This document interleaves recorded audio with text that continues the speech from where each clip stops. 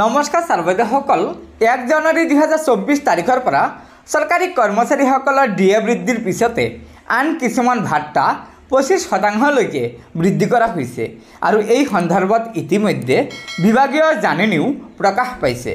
হয় ছাৰবাইদেউসকল, আমি চৰকাৰী কৰ্মচাৰীসকলৰ আজিৰ এই সুখবৰটো জানি ল'ম। তাৰ আগতে আপোনালোকক এটা অনুগ্ৰহ কৰি লগৰ বন্ধুবৰ্গক এই ভিডিঅ'টো শ্বেয়াৰ কৰি আজিৰ এই সুখবৰটো জনাই দিব আৰু নতুনকৈ অহা ছাৰবাইদেউসকলে অনুগ্ৰহ কৰি আমাৰ এই চেনেলটো ছাবস্ক্ৰাইব কৰি ল'ব। ছাৰবাইদেউসকল, এয়া চাওক, ভাৰত চৰকাৰৰ কৰ্মচাৰী ৰাজহুৱা অভিযোগ আৰু পেঞ্চন মন্ত্ৰালয় কৰ্মচাৰী আৰু প্ৰশিক্ষণ বিভাগে যোৱা 25 এপ্ৰিল তাৰিখে এই 25% অন্যান্য ভাত্তা বৃদ্ধি সন্দৰ্ভত এই পত্ৰখন প্ৰকাশ কৰিছে। এই পত্ৰখনৰ বিষয় আছে চাব, কেন্দ্ৰীয় চৰকাৰৰ কৰ্মচাৰীসকলৰ 1-1-2024 তাৰিখৰ পৰা অৰ্থাৎ 1 জানুৱাৰী 2024 তাৰিখৰ পৰা ডিএ বৃদ্ধিৰ পিছতে চৰকাৰী কৰ্মচাৰীসকলৰ CEA অৰ্থাৎ শিশু শিক্ষা ভাত্তা আৰু ল'ৰা ছোৱালীৰ হোষ্টেলৰ ৰাজ সাহায্যৰ পৰিমাণ বৃদ্ধি সন্দৰ্ভত।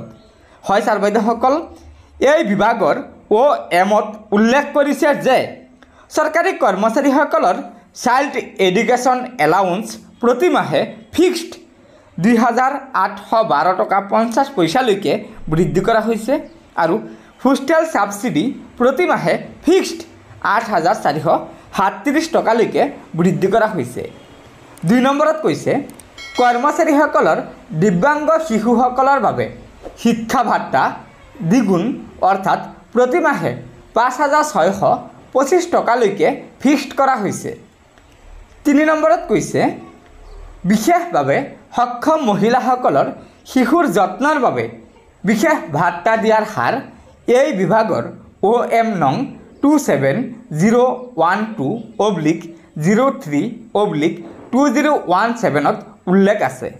আৰু 4 নম্বৰত কৈছে, কেন্দ্ৰীয় কৰ্মচাৰীসকলে এই বৰ্ধিত ভাত্তাসমূহ 1 জানুৱাৰী 2024 পৰা কাৰ্যকৰী হোৱাকৈ লাভ কৰিব। গতিকে ছাৰবাইদেউসকল, এয়া নিশ্চয় চৰকাৰী কৰ্মচাৰীসকলৰ বাবে এটা অত্যন্ত সুখবৰ। সেয়েহে লগৰ বন্ধুবৰ্গক এই ভিডিঅ'টো শ্বেয়াৰ কৰি আজিৰ এই সুখবৰটো জনাই দিব আৰু নতুনকৈ অহা ছাৰবাইদেউসকল অনুগ্ৰহ কৰি আমাৰ এই চেনেলটো ছাবস্ক্ৰাইব কৰি ল'ব। গতিকে ছাৰবাইদেউসকল, আজিৰ ভিডিঅ'টো ইয়াতে সমাপ্ত কৰিলোঁ। ধন্যবাদ। জয় আই অসম।